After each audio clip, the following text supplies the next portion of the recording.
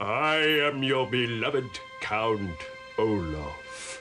I'm a Buddhist, I'm a Muslim, I'm a Christian, I'm whatever you want me to be. You know, it all comes down to the same thing.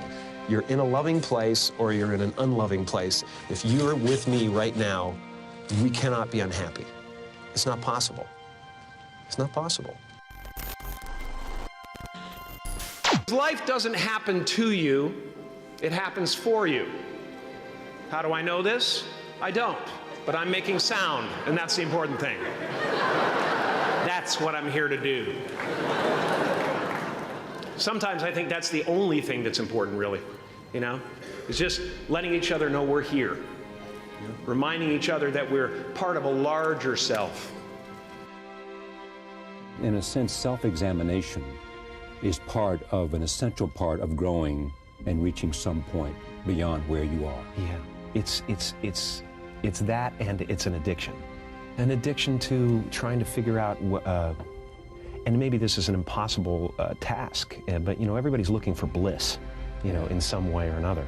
And I think I've come to the realization lately that that bliss comes in waves, and everybody gets a certain amount of it. Yeah. But in between, it's just hard work being in this body. You know? And that it is the unwise person to expect bliss will be there all the time. Absolutely, You know? absolutely.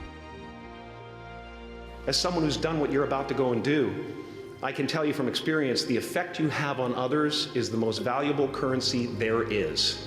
Because everything you gain in life will rot and fall apart, and all that will be left of you is what was in your heart. My choosing to free people from concern got me to the top of a mountain. Look where I am. Look what I get to do.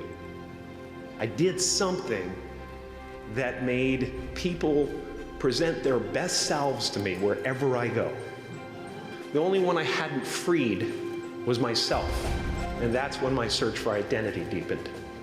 I wondered who I'd be without my fame.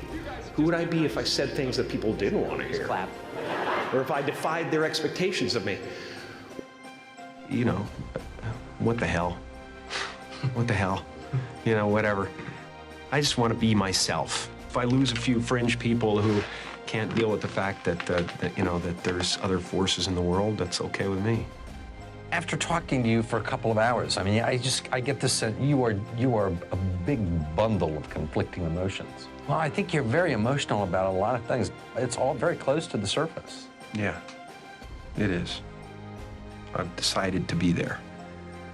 I only act in the movies. I want to be the greatest actor that ever lived, frankly. You know, I'd love that. But I don't need to be. I just really want to be here. That's it.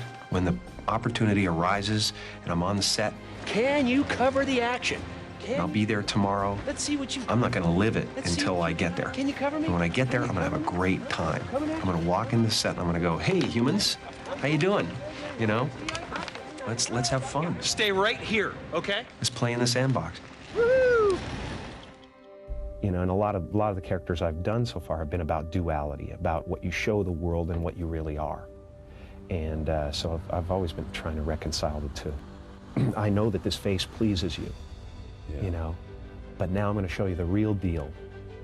And I hope there's enough there that, you know,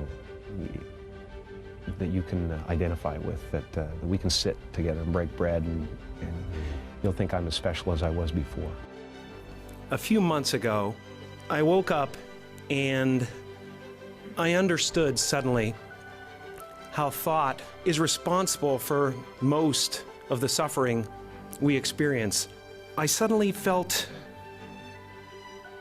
like I was looking at these thoughts from another perspective, and I wondered, who is it that's aware that I'm thinking? I was thrown into this expansive feeling of freedom from myself, from my problems. I saw that I was bigger than what I do. I was bigger than my body.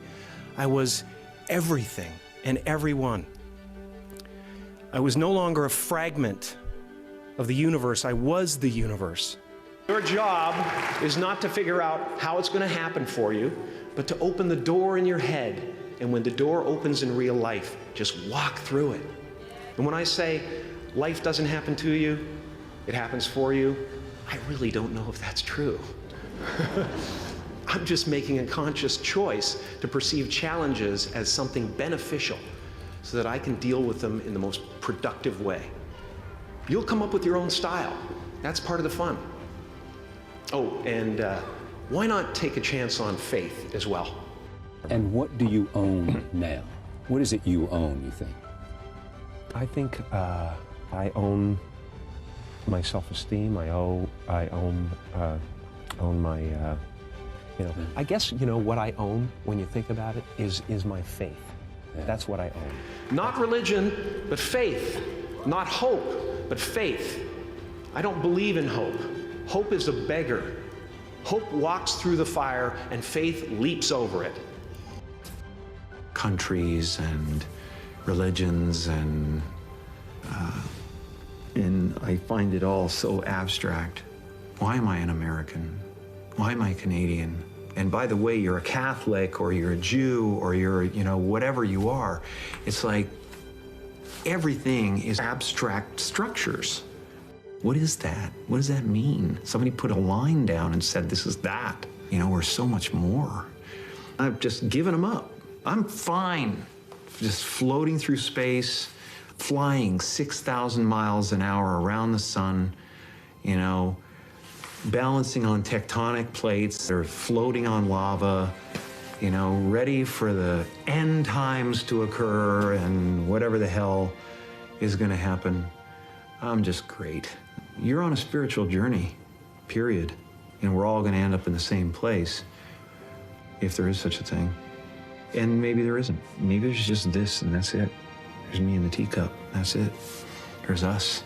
We're the universe, man. I like that, that's fine. Now, fear is going to be a player in your life, but you get to decide how much. You can spend your whole life imagining ghosts, worrying about the pathway to the future. My father could have been a great comedian, but he didn't believe that that was possible for him. And so he made a conservative choice. Instead, he got a safe job as an accountant. And when I was 12 years old, he was let go from that safe job. And our family had to do whatever we could to survive. I learned many great lessons from my father, not the least of which was that you can fail at what you don't want. So you might as well take a chance on doing what you love. And after you walk through those doors today, you will only ever have two choices: love or fear. Choose love, and don't ever let fear turn you against your playful heart.